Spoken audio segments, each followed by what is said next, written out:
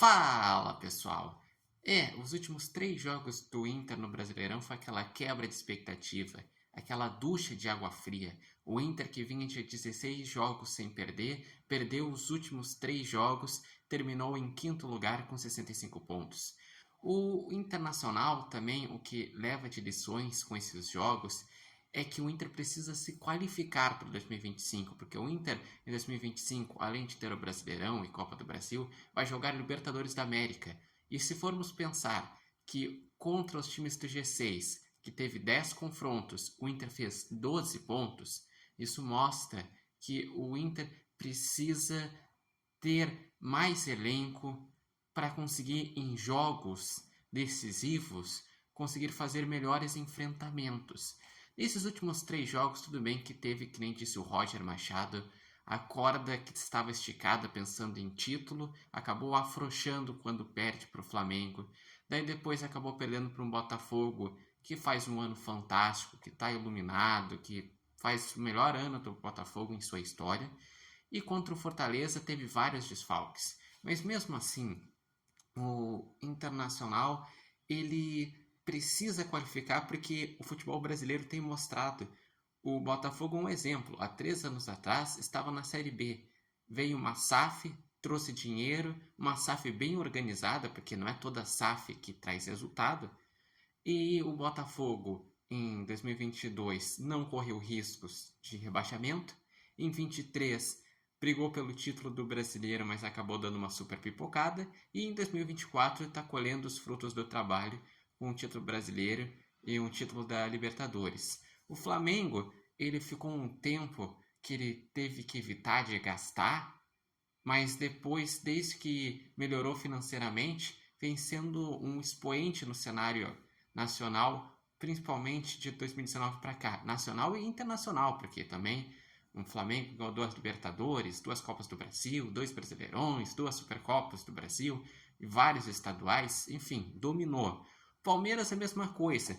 E o Palmeiras, ele ficou tão mal acostumado que num ano que ele não ganha um título relevante, ou que é Brasileirão, Copa do Brasil, Libertadores, Supercopa do Brasil, num ano que ele não ganha um título relevante nesse aspecto, a torcida já vai lá e já critica, e já fala que é time sem vergonha.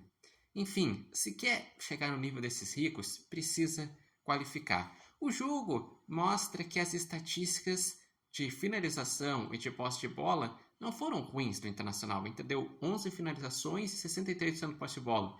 O Fortaleza deu 10 chutes e 37% de posse de bola. Mas vendo o jogo, o Internacional foi envolvido, porque o Inter toma os 2 primeiros gols em falhas individuais. O Rocher tomou um frangão no primeiro gol e no segundo gol uma atrapalhada de Cleiton Sampaio que acaba deixando o jogador Moisés livre para fazer seu segundo gol na partida. Aliás, Cleiton Sampaio que também falhou no primeiro gol. E o terceiro gol é um gol em bola aérea, um gol de cabeça, no escanteio. Então o Internacional mostrou que quando perde peças, cai o nível. Porque nessa reta final perdeu o Alan Patrick, o Wesley, o Thiago Maia, o Wanderson e não conseguiu ter resultado. Mas principalmente por Alan Patrick e Wesley. Desde que não teve o Alan Patrick contra o Flamengo, foi mal no primeiro tempo contra o Flamengo. Faltou ter cérebro no jogo contra o Botafogo. E faltou ter cérebro no jogo contra o Fortaleza. E quanto ao trabalho, a gente tem que elogiar o trabalho do Roger, do D'Alessandro e do Paixão. O Inter fez uma campanha de recuperação. O Inter estava lá na parte de baixo, brigando contra o rebaixamento, quando chega o Roger, e o Inter arranca para conseguir vaga na Libertadores e para conseguir vaga em fase de grupos da Libertadores da América. Mas fica a frustração, porque o torcedor chegou a pensar na possibilidade de chegar na última rodada com chances de título. Para muitos era uma ilusão. Era difícil, mas não era impossível o Inter ganhar do Flamengo e ganhar do Botafogo. E chegar com 71, o Botafogo ter chegado na última rodada com 73 e o Inter pelo menos chegar com chance na última rodada. Ser campeão ia ser difícil de qualquer forma, porque o Botafogo ia jogar em casa contra o São Paulo, o Botafogo faz um ano fantástico, então... Mas aí que ficou a frustração. O Inter acabou terminando 14 pontos do líder. O Inter contra times do G6 só fez 12 pontos de 30.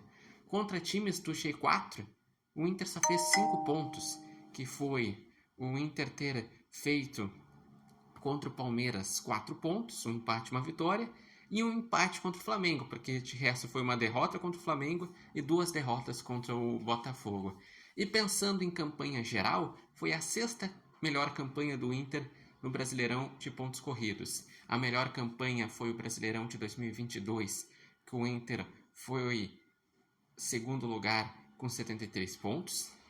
A segunda melhor campanha foi o Brasileirão de 2020, que o Inter foi segundo com 70 pontos. Daí teve as campanhas de 2014 e 2018, que o Inter foi terceiro com 69 pontos. Teve a campanha de 2009, que o Inter foi segundo com 65 pontos, só que tinha mais vitórias do que esse ano. Teve 19 vitórias, esse ano teve 18, que foi a 6ª melhor campanha. Mas então, o que vocês acharam do campeonato do Inter? Como que podemos avaliar o trabalho de Roger, de D'Alessandro, de Paixão? O que o Inter precisa melhorar para o ano de 2025?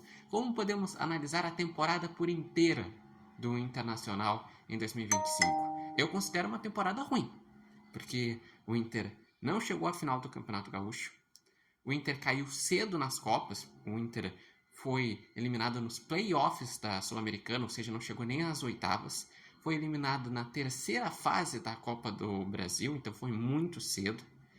E no Brasileirão, o Inter teve uma campanha de recuperação, mas o Inter não brigou por título, de fato, não entrou. O Inter ameaçou a brigar por título. Deixe então aqui seus comentários, acompanhe o trabalho do Repórter Matheus Wolff no Instagram, no TikTok, no canal do YouTube Repórter Matheus Wolff, e esse vídeo tem oferecimento de Nova Marca e Barbearia Independência.